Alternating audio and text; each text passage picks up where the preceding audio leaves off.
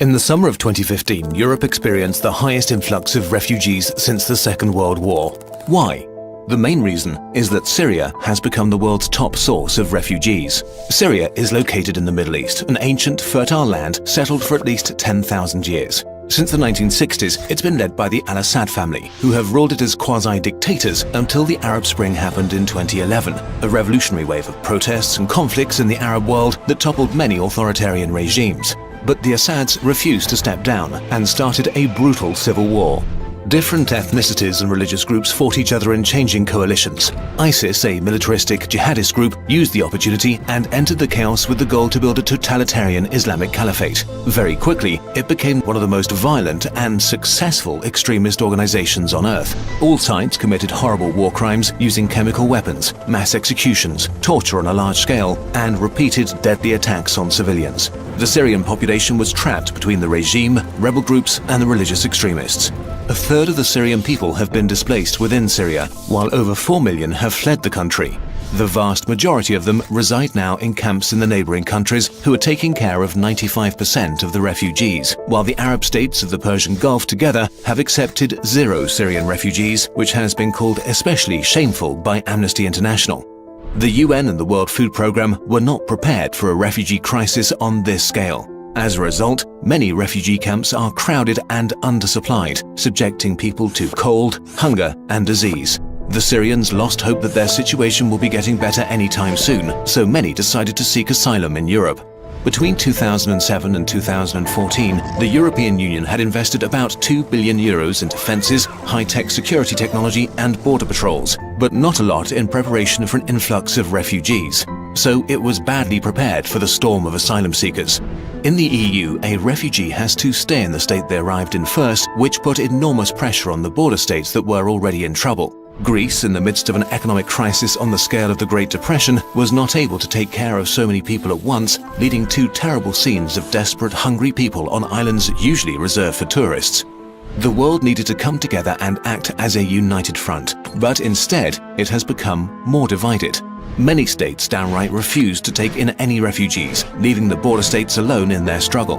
In 2014, the UK lobbied to stop a huge search and rescue operation called Mare Nostrum that was designed to stop asylum seekers from drowning in the Mediterranean.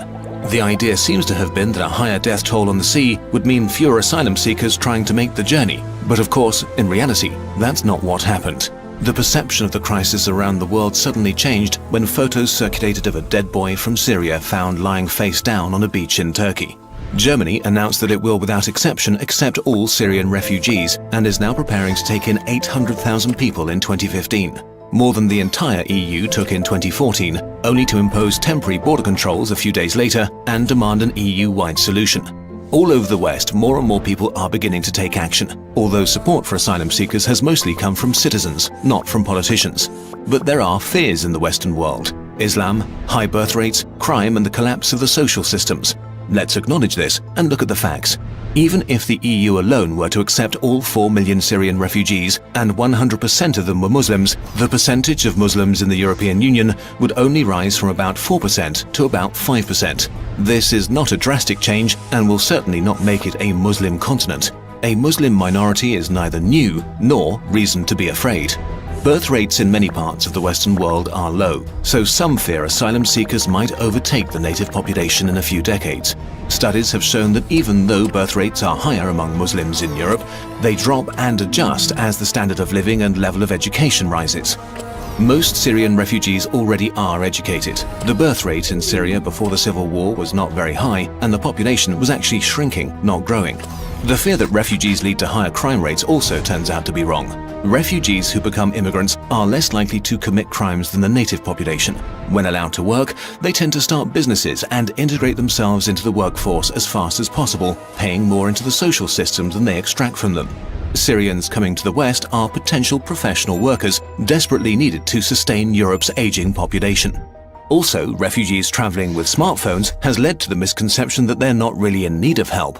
Social media and the internet have become a vital part of being a refugee. GPS is used to navigate the long routes to Europe. Facebook groups give tips and information about obstacles in real time. This only proves that these people are like us. If you had to make a dangerous journey, would you leave your phone behind? The European Union is the wealthiest bunch of economies on earth, well-organized states with functioning social systems, infrastructure, democracy, and huge industries. It can handle the challenge of the refugee crisis if it wants to. The same can be said for the whole Western world. But while tiny Jordan has taken in over 600,000 Syrian refugees, the UK, which has 78 times the GDP of Jordan, has only said it will allow 20,000 Syrians across its borders over the next 5 years. The US has agreed to accept 10,000, Australia 12,000 people. Overall, things are slowly getting better, but not fast enough. We are writing history right now. How do we want to be remembered? As xenophobic rich cowards behind fences? We have to realize that these people fleeing death and destruction are no different from us. By accepting them into our countries and integrating them into our societies, we have much to gain. There is only something to be lost if we ignore this crisis. More dead children are sure to wash ashore if we don't act with humanity and reason. Let's do this right and try to be the best we possibly can be.